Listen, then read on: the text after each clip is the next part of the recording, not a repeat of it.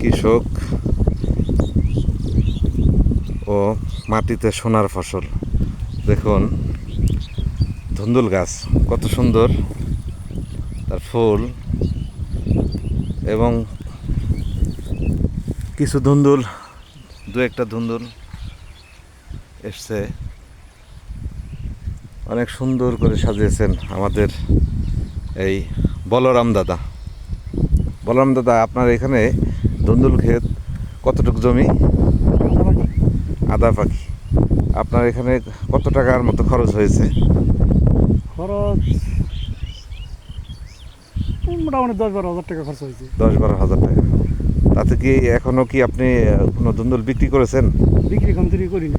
করেন নাই। আর নিচে আবার কি গাছ, ওই যে ওটা শশা গাছ। শশা, মানে এই ধুন্দুল শেষ হয়ে গেলে শশা শুরু হবে। হুম, তাতে কেমন আশা করতেছেন আপনার এই? মানে আশা তো করছি ভালো লাভবান।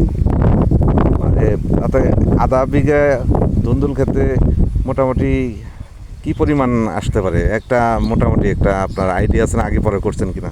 আগে পরে তো খেত করিনি, প্রথমেই ভালো। আচ্ছা আচ্ছা, প্রথম করছেন। আশা রাখবো আপনি অনেক ভালো লাভবান হবেন, সফল হবেন। আপনাকে অসংখ্য ধন্যবাদ।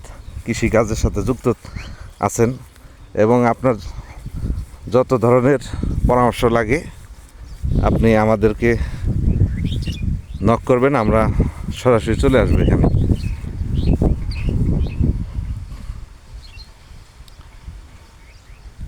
ভাইয়ের ধুন্দুল ক্ষেত, ধুন্দুল ধরা শুরু হয়েছে, অনেক ধরবে আশা করি, আর 3-4 দিন পরে বিক্রি করা যাবে।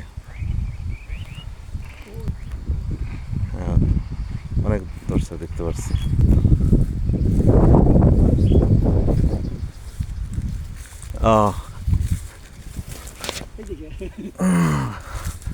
অনেক ধুন্দুল ধরছে।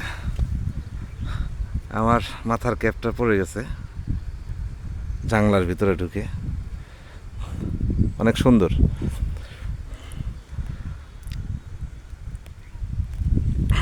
অনেক সুন্দর হয়েছে।